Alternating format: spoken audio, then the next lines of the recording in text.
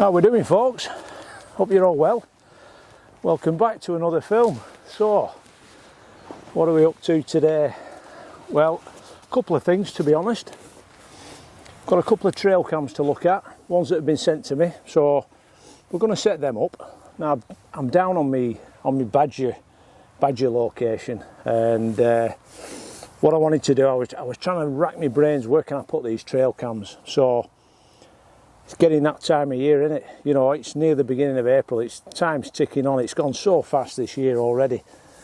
So I thought, we'll come down, put the two trail cams down. We're going to leave them for a week, I think, and then we can do a bit of side-by-side footage then and compare them. And say I've not been down for a bit. I've not been down here, and we had some success last year.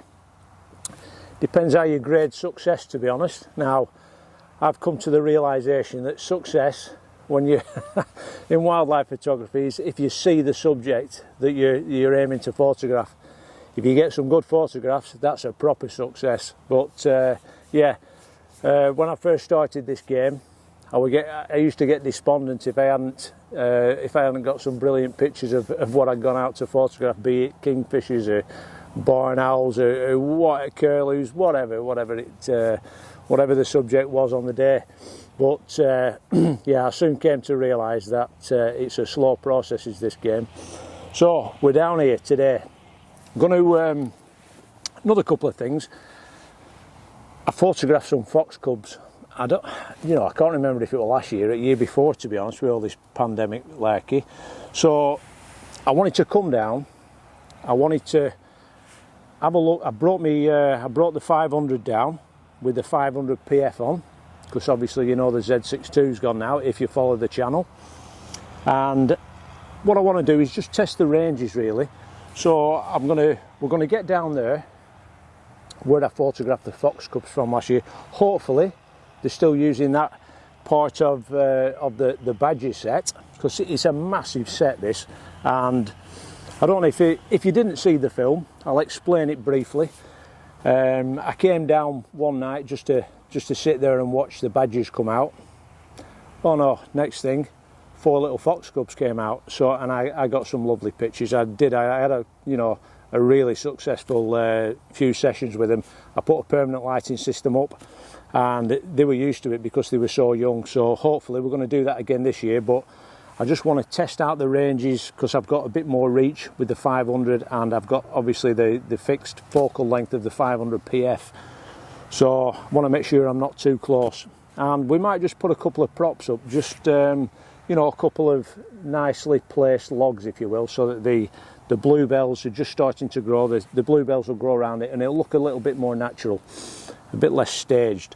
So that's what we're going to do today. Look at the state of this, absolute carnage. So I've just had a word with farmer.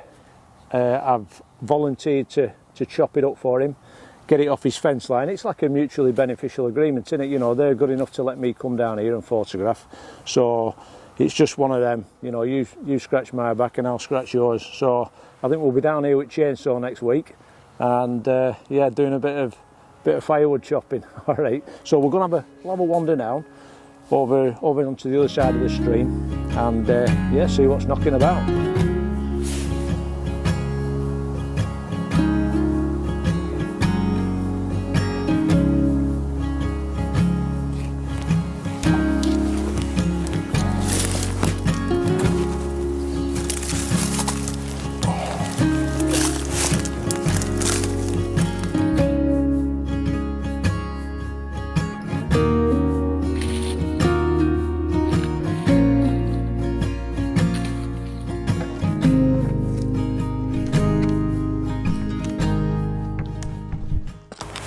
So there we've just had a little tour of the massive Badger set. It's enormous.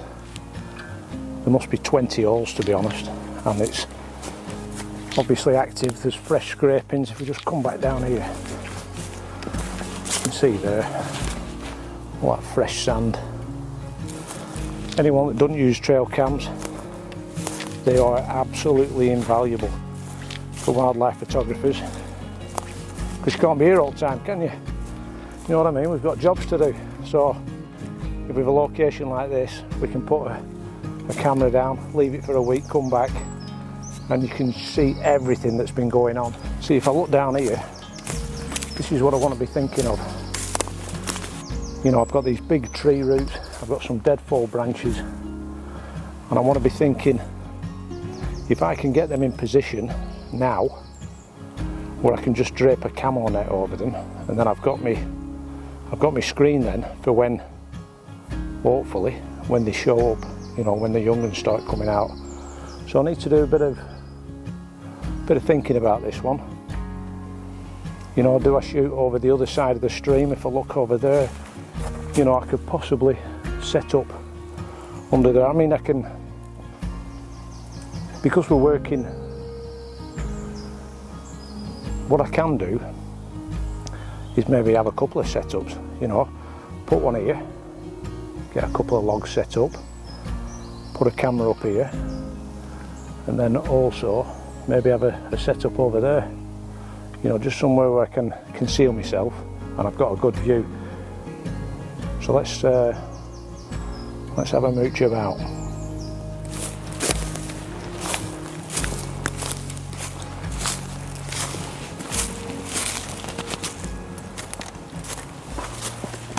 Something like this is ideal, absolutely perfect. It's got that shape. I don't know how heavy it is. I think we can shift that, to be honest. So, like I was saying, we could probably, I mean, this is just a dead bough that's come off. This is perfect, the height. So what I can do, I could put a scrim net right over this, and I could effectively, I can put a beanbag on there, and I've got a really good height to work at. All this will be covered over. This is ideal. So I think what we're going to do, when I come out, on, you know, with this kind of project in mind, I'll bring that with me. So that's my silky Zubat, the pruning saw, basically, and a pair of secateurs just for, you know, trimming the odd branch off and that, but that's perfect. I'm going to chop that off down there, if I can, if saw's big enough. I'm going to cut it there, and then I'm going to manhandle it, and I'm going to get it over there and get it in position, and then this can stay there then, and that's me screening. That's a good find. Right, I think we need to take jacket off for this.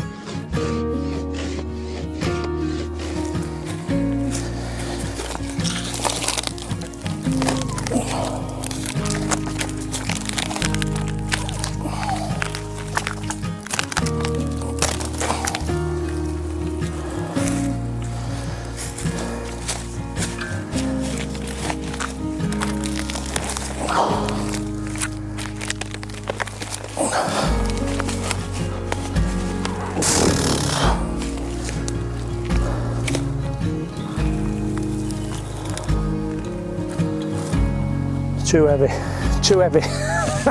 Optimistic that. I'm going to take that end off, there's some weight in that end, so that again, we'll take the end off.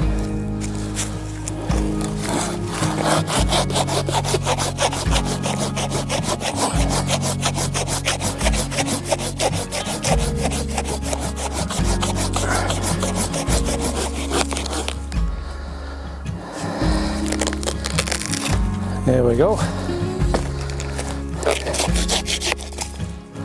Nice one.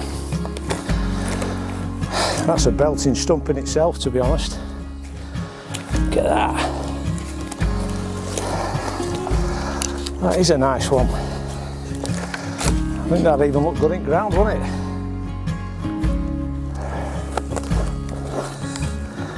Nice owl perch, that. What do you reckon? Look at that, what a belter. That's for another project, I think. Right, let's get this shifted. Should be all right now weight wise. Let's get it moved over there. Good idea to move stuff out your way as well. You know, when you're doing something like this, you might be coming in, you know, under the cover of darkness, or you know, you might want to, like a stealth approach, if you will. So if you have a preset route that you're coming in, good idea just to get rid of any of these, because you're coming in here at night time and step on that and it's end X, game over. So if you have, you know, it only has to be 2 or 3 foot wide, but if you know you've got that route coming down to where your hide's set up and where your camera's going to be set up, and you know you're not going to step on anything, might just save a wasted session.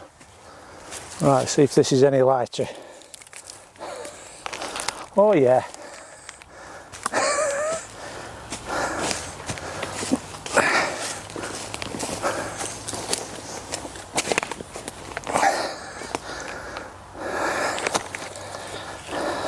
That is perfect.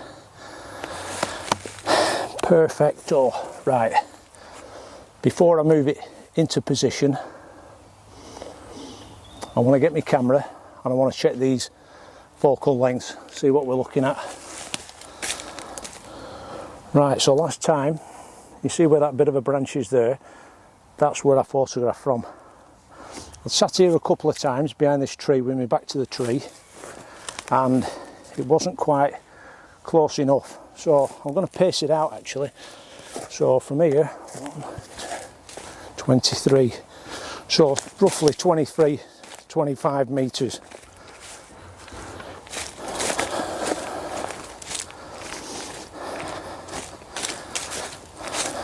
Don't forget, I haven't got the 300 2.8 now, so I don't want to be zoomed right in because obviously light's going to be an issue. So if we look from here,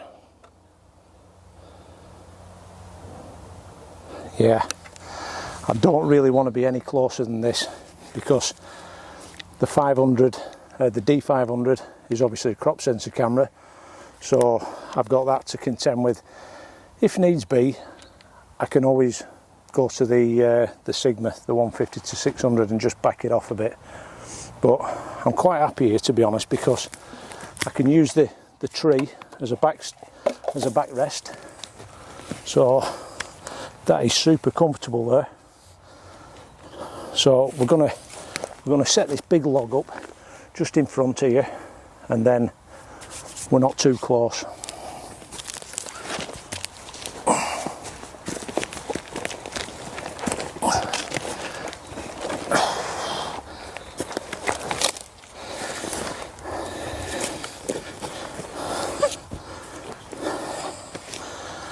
Hey, do you know what? I think that's pretty good, to be honest. That is pretty good.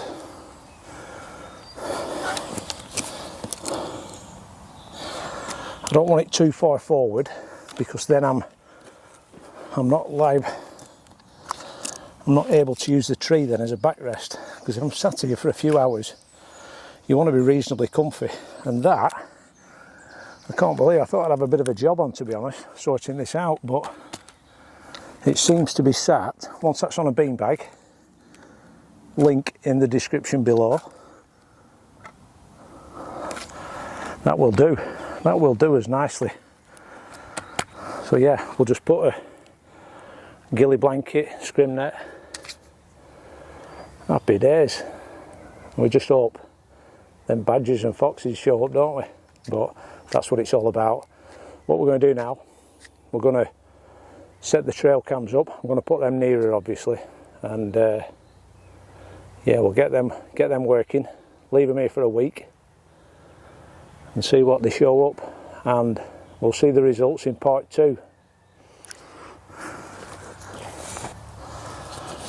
Right, that's the grafting bit over and done with.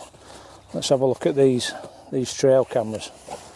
Now, like I said, I got sent these because because I use them all the time and they're handy to have. So I thought, rather than do, you know, separate reviews, you know, there's only so much you can say about a trail cam, isn't there? I thought I'd show you them, and then we can put them side by side. And I don't want to do a this is better than that one, or this. I'll just let you make your own mind up. I just want to show you them. So it's not it is a side by side comparison, but I'm not going to recommend either of them, to be honest, against the other, because that's not fair. So right, the first one, this is the Apeman trail camera, the H80. Yep. The other one is the Ceyomur CY60 trail cam. Right, let's have a look. So the Apeman first. It does time-lapse video. It's got a 2-inch built-in LCD, IP66, waterproof, and Wi-Fi and Bluetooth support. Now, I'm not a big one for using Wi-Fi, to be honest. All I use a trail cam for, I just put them down, I come back whenever, a few days later, a week later, open them up, take the memory card, bung it in the camera, in the computer at home, and I have a look what's on it. So, but it's an extra feature in it. So this is the Apeman. Comes with a little accessory box. What have we got in here? There should be a strap to secure it. Yeah. So there's the strap, like nylon with a buckle on it. A little bag of attachments. So you've got a plate there, you can screw that, you could screw that onto a tree if you wanted to. No, you won't screw it onto a tree, don't do that, do we? Screw it onto a post, that's better. And then that little, almost like a swivel clamp setup, if you will. So that'll fasten into the bottom of the trail cam. It'll screw into there, and then we can fasten that, and you know, you can move it to whatever angle you want. You can attach that to a ground spike if you wanted to. So that's the accessories that it comes with. At the back, we've got our two kind of loops, if you will, plastic loops that we pass the retaining strap through. We've got the boss in the bottom, the threaded boss for putting onto a tripod, and we've also got a 6-volt power input, which I assume is for if you're using rechargeable batteries. Anyway, the batteries go in the bottom. We've got a hinge compartment there, and the whole thing now, the early trail cams that I got, they worked fine, but the thing was, you couldn't exactly see where they were pointing towards. Now with these later ones, once we open up the front, the screen is there. So wherever the camera is pointing towards, so that's the camera there, you'll be able to see on the screen exactly which way you're pointing towards. So that's a massive advantage. We've got our PIR sensor on the bottom, and with 5 buttons, menu, up, down, OK, and mode button. Card goes in the side, SD card, and we've got a off, test and on. And again, they're pretty much of a much, to be honest. When they're, you know, around about this price range, they're all pretty similar. You put your password in there and you're good to go. So that's we'll turn that off for now. I've set them all up exactly the same, so they're going to take one still image and then they're going to do, I think, 30 seconds of video. So I've set them both up the same. So that's the Apeman. Now let's have a look at the Ceyomur. So we'll put them next to each other. So that's the Ceyomur, that's the Apeman. They're both like an olive green camouflage colour, if you will. Very, very similar in size. And again, there's our sensors. Let's see what it says about this one. 120-degree wide detection angle, 1080p video, IP66 waterproof, and it also does time-lapse video as well, if you want to use that feature. So again, it comes with the same USB lead. I forgot to mention that in the other one. Again, exactly the same fittings again, with the clamp and the plate and the retaining strap for fastening it to whatever you want to. Again, batteries in the bottom, hinge compartment. Yeah, we've got our 2 slots there for fastening it to a post or a tree, and this one also you can lock it if you wanted to. Okay, so when you open it up, you've got 2 holes there. In fairness, I don't think that'd last 2 minutes. I think someone would just snap that off, but it's there. Again, when we open it up, wherever the camera is facing, you'll be able to see on the screen, so you're not guessing. That's the massive advantage to these. We've got a USB little output plug there, SD card slot, and same buttons again. Menu, up, down, OK and mode, and we've got our on off on the side. There we have it. So we're going to set these up. I think we'll set them up in tandem actually. We'll choose a tree down there, we're going to set them up in line, so we'll set them up one on top of the other, so whatever they detect, or side by side, whichever way works best, and yeah, we'll see what images we can capture. So that's going to be part 1 of this video. You'll have to watch part 2 next week. Okay, that's both trail cams set up. All I've done, I've just got a dead fall log, put it up against it. I wanted to get the angles right, you see. This tree's leaning back, so the camera will be pointing up in the air, which is no good. So I'll put this up. I've just, you know, strapped them onto this log, put a bit of a twig behind each camera, so they're just tilting down and they're just pointing down. There's a track that runs from one hole to another, if you will, and there's obviously quite a lot of activity. So I'm hoping when we come back in 5 or 6 days, I'm hoping first that these are still here, which I'm sure they will be because it's a private site, and hopefully we'll have some footage of foxes and badgers. So we'll see anyway. And that's about it really for this film. Just nice to be out. It's a fantastic time of the year, isn't it? You know, you can see the bluebells are coming up, and this horrendous Himalayan balsam's coming up as well, which we can't do a lot about, but if you followed the channel, you'll know, big bumblebee, you'll know that the Z62 has now found another home, and we've pulled the trigger on the Z9. I've pre-ordered it, so we've put a deposit down. I had a word with the chap in the camera shop today, and I said, when's it likely to come in? And he didn't look too optimistic, to be honest. I think there's 14 on back order, and I think they said they got 1 in February. So I said, look, realistically, it's going to be 6 months probably. You never know, there might be a big order coming, but they're very, very slow at the moment. They're just coming in dribs and drabs. So yeah, we've committed to the Z9, which from what I've seen, you know, it's a fantastic camera. So we had a bit of a wobble. We thought, are we going to change systems? But I like my Nikon stuff. I always have done. So we're sticking with Nikon. We're going to give the Z9 a chance, and everyone I've seen who has it, you know, they rave about it.